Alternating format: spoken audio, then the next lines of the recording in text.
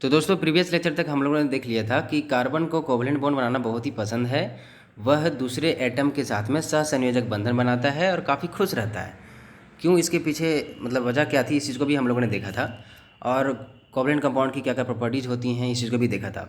Just इसको थोड़ा सा रिकॉल कर लेते हैं, फिर हम लोग देखेंगे कि कार्बन के अंदर क्या क्या खास गुण हैं, क्या क्या स्पेशल प्रॉपर्टीज़ हैं, क्या क्या वर्सेटाइल नेचर हैं जो इसको दूसरे एटम से, पूरे पीरियोडिक टेबल में जो अदर एटम्स हैं उनसे पूरा अलग कर देता है। और क्यों हम लोग कार्बन को एक अलग चैप्टर बना के पढ़ते हैं, क्यों कार्बन का इतना कम परसेंटेज होने के बावजूद भी इतने लाखों में उसके कंपाउंड्स हैं, इस चीज़ को हम लोग कवर करेंगे आज। तो सबसे पहले देख लेते हैं, थोड़ा सा रिकॉल कर लेते हैं कि कोवलेंट कंपाउंड्स क्या होते हैं, कोवलेंट बॉन्ड क्या।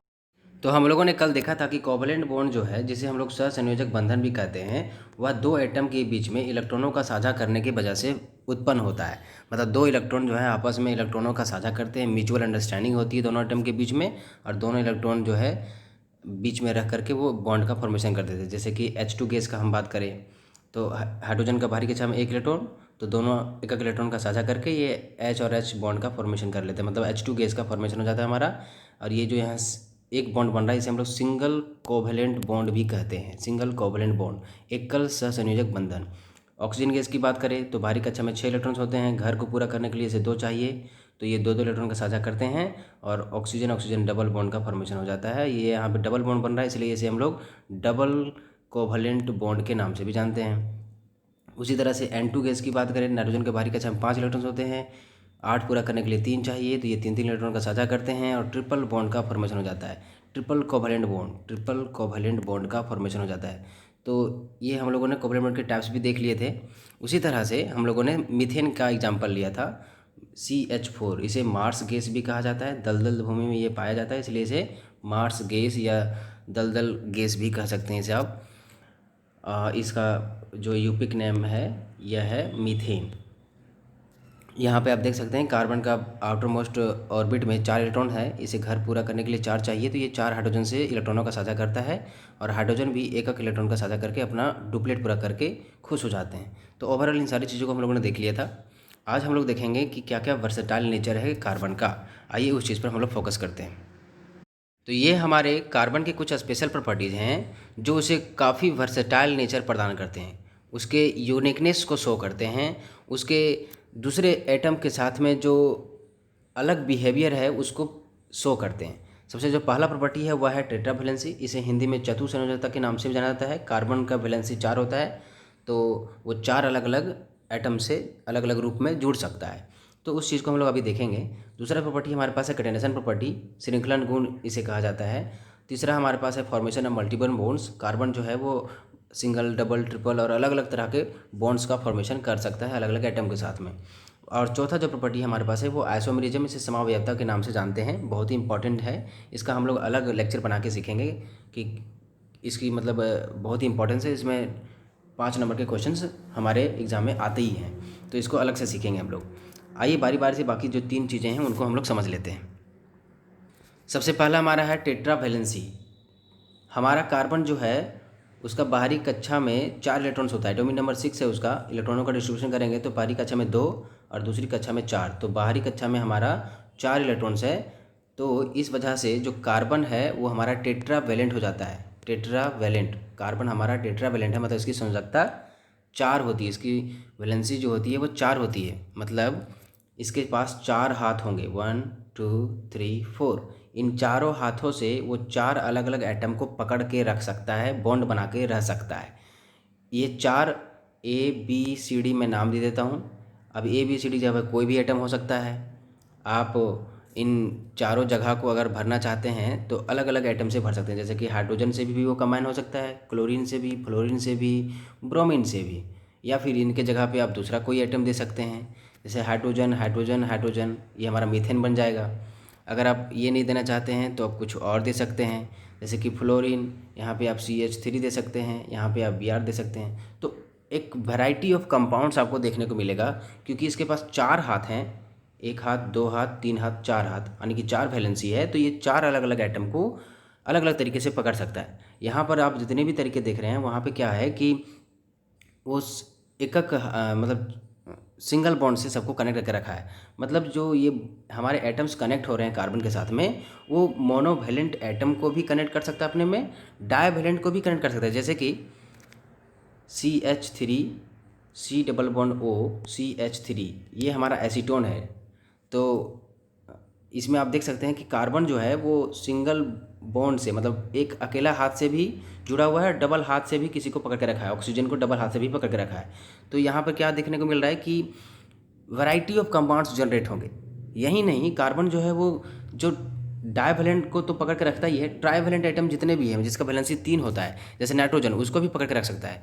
जैसे कि अगर हम बात करें मिथाइल साइनाइड की, CH3CN की, तो आप देख सकते हैं कि यहाँ पे इसको अगर इलाबोरेट करके और बढ़ा करके लिखा जाए तो CH3C, यहाँ पे ट्रिपल बॉन्ड होता है। तो कार्बन जो है वो नाइट्रोजन के साथ 3 हाथ से बंधन बना रहा है और यहाँ सिंगल हाथ से इसका हैंडशेक कर रहा है। तो इस तरह से ये 4 अपना वैलेंसी पूरा कर रहा है और अलग अलग तरह के कंपाउंड्स जनरेट हो रहे हैं उनकी बॉन्डिंग की वजह से। तो पहला जो चीज़ आपने सीखा वह है टेट्रावैलेंसी। कार्बन का चार्ज हो सकता है, 4 हाथ होते हैं, 4 अलग अलग एटम से जुड़ सकता है। वो एटम मोनोवैलेंट हो सकते हैं, डाइवैलेंट हो सकते हैं, ट्राइवैलेंट हो सकते हैं। इस वजह से number of variety of compounds आपको देखने को मिलेगा सामने। नेक्स्ट जो प्रॉपर्टी है उसका नाम है कैटेनेशन। बहुत ही इंपॉर्टेंट प्रॉपर्टी है कार्बन का।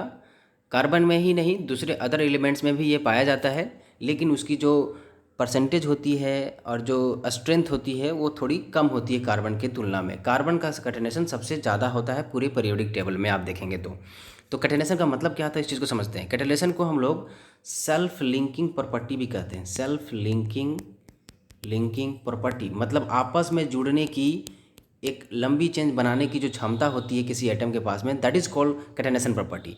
मतलब कोई एटम अपने ही एटम से जुड़ करके एक लंबा चेन बनाता है। वो चेन साइक्लिक चेन हो सकता है, ओपन चेन हो सकता है, या फिर ब्रांच चेन हो सकता है, कोई भी चेन हो सकता है वो।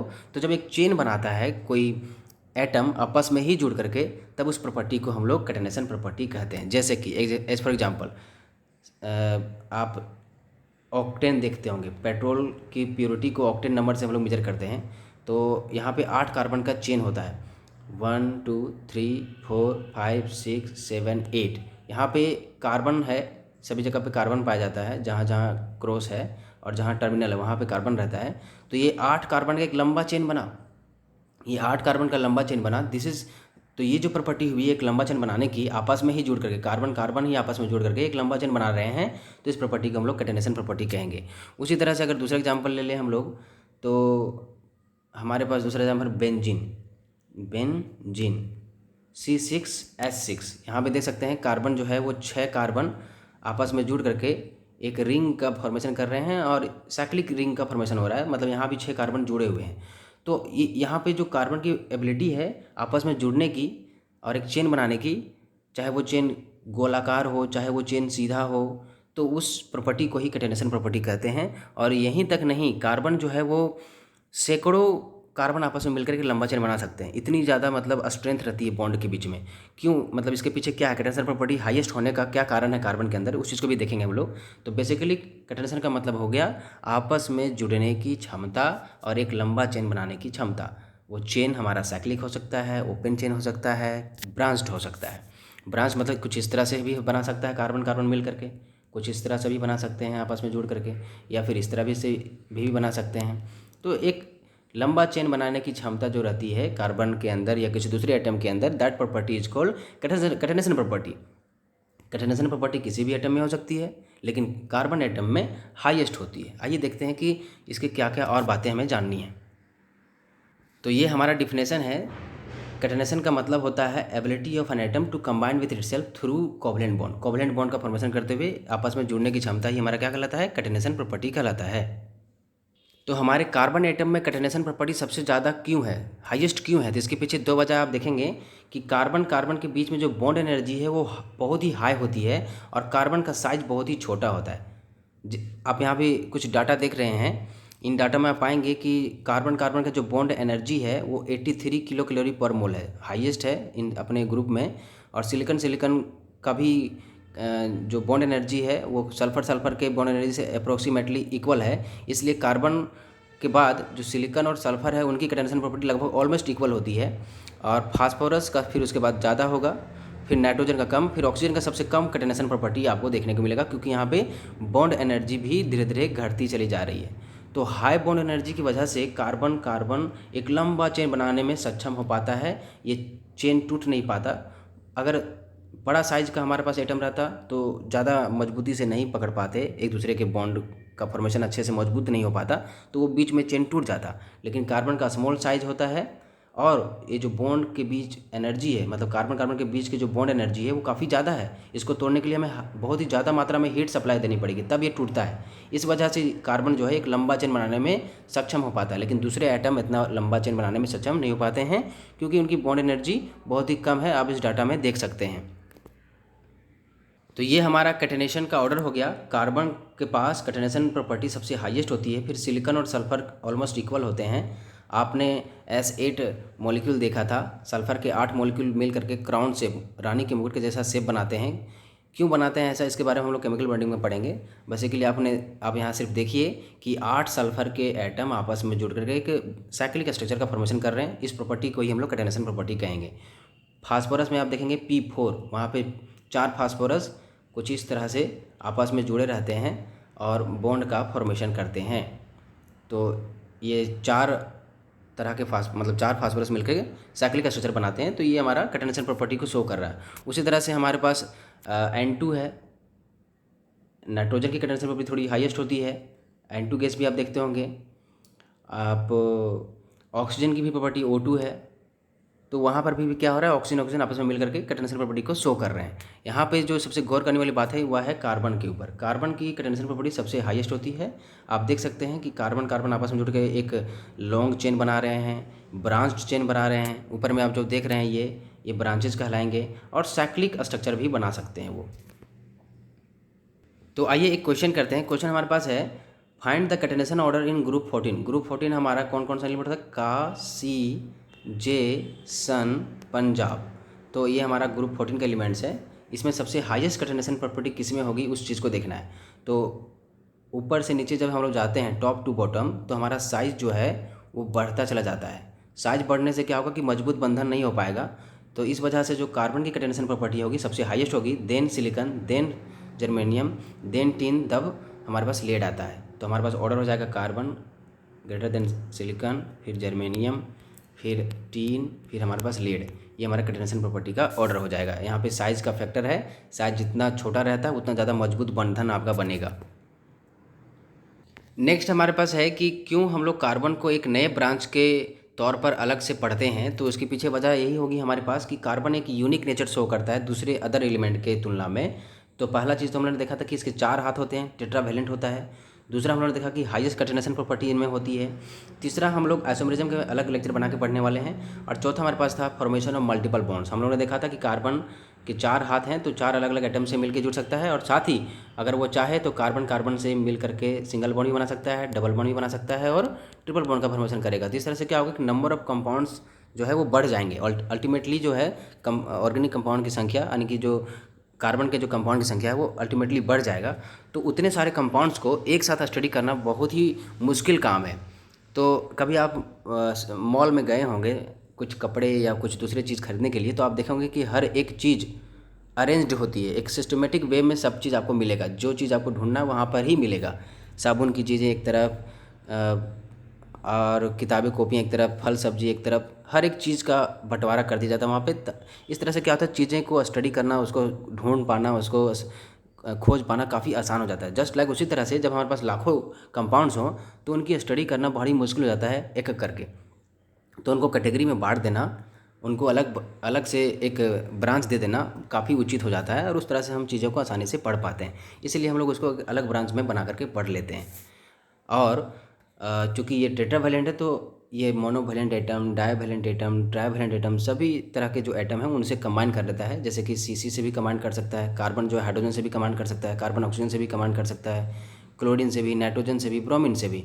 सब में आप देखेंगे तो जो बॉन्ड एनर्जी है ऑलमोस्ट इक्वल होती है। तो इस तरह से एक कोवलेंट बॉन्ड इक्वल एनर्जी का बन जाता है। बहुत सारे कंपाउंड्स हमको देखने को मिलते हैं नेचर में।